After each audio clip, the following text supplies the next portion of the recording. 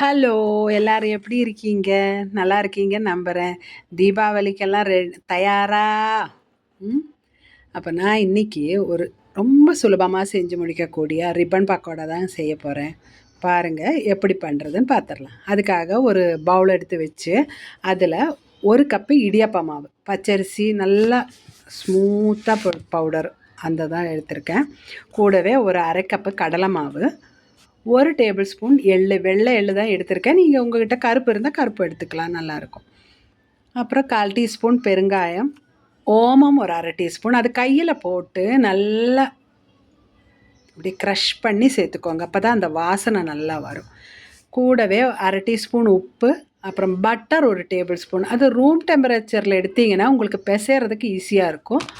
முன்னாடியே ஃப்ரிட்ஜிலேருந்து எடுத்து வச்சுட்டு ரூம் டெம்பரேச்சருக்கு வந்ததுக்கப்புறம் எடுத்துக்கோங்க. எடுத்துட்டு நல்லா மிக்ஸ் பண்ணிக்கோங்க. மிக்ஸ் பண்ணும்போது ஒன்று கடலை மாவு, பச்சரிசி, உப்பு எல்லாம் சேர்ந்து வரணும்.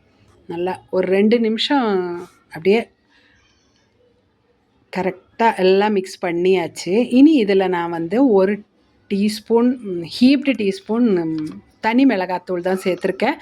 நீங்கள் கூட்டவும் குறைக்கவும் செய்யலாம் காரத்துக்கு ஏற்ப. இது கரெக்டாக இருக்கும் எனக்கு. இந்த தண்ணி வந்து பார்த்து கொஞ்சம் கொஞ்சமாக சேர்த்து நல்லா இந்த பதத்துக்கு பிசைஞ்சு எடுத்துக்கோங்க. பாருங்கள். இனி இதை வந்து நம்ம முறுக்கு பொடியில் போட்டு பிழிஞ்சு எடுத்துடலாம். நான் வந்து இந்த மாதிரி தான் எடுத்திருக்கேன். அதுதான் நான் ரிப்பன் பக்கோடாக்கு இதுதான் கரெக்டாக இருக்கும்.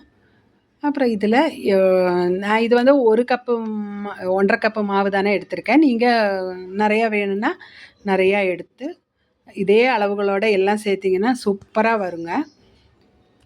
இனி இதை வந்து கொஞ்சமாக மாவு எண்ணெயில் போட்டு பார்க்கலாம். எண்ணெய் சூடாகுது. மேலே வந்துருச்சு பாருங்கள். அப்போ கரெக்டாக மாவு சூடாகிடுச்சின்னு அர்த்தம். இனி நம்ம இதுக்கு அளவாக ஊற்றிக்கோங்க. அப்படியே பிழிஞ்சு விட்டுருங்க. பிழிஞ்சு விட்டுட்டு அந்த நுரையெல்லாம் அடங்குற வரைக்கும் விட்டுருங்க. பாருங்கள், நுரை முக்கால்வாசி அடங்கியாச்சு. இனி திருப்பி போட்டுடலாம். திருப்பி போட்டு நுரை ஃபுல்லாக நிற்கும்போது கரெக்டாக வெந்துருச்சுன்னு அர்த்தம். பாருங்கள், சரியாயிடுச்சு. இனி இதை எடுத்துட்டு வேறொரு பாத்திரத்துக்கு மாட்டிக்கலாம். எடுத்து வச்சாச்சு. திரும்பவும் மிச்சத்தையும் இதே மாதிரி செஞ்சு எடுத்துக்கலாம். எல்லாமே செஞ்சு எடுத்து வச்சுருக்கேன் பாருங்கள். நல்லா முறுக்குன்னு இருக்குது. இது வந்து நீங்கள் திடீர்னு யாராவது ஒருத்தர் வந்தாங்கனாலும் கூட ஒரு டீ, ஒரு கப் காஃபி, ஒரு முறுக்கு தட்டில் வச்சு கொடுத்தா ரொம்ப சந்தோஷமாக இருக்கும் இல்லையா? அப்போ கண்டிப்பாக எல்லோரும் செஞ்சு சாப்பிட்டு பார்த்து எப்படி இருந்ததுன்னு கமெண்ட் பாக்ஸில் கமெண்ட் பண்ணுங்கள்.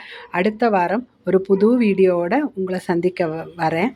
தேங்க்யூ. அது கூட எல்லாருக்கும் இனிய தீபாவளி நல்வாழ்த்துக்கள்.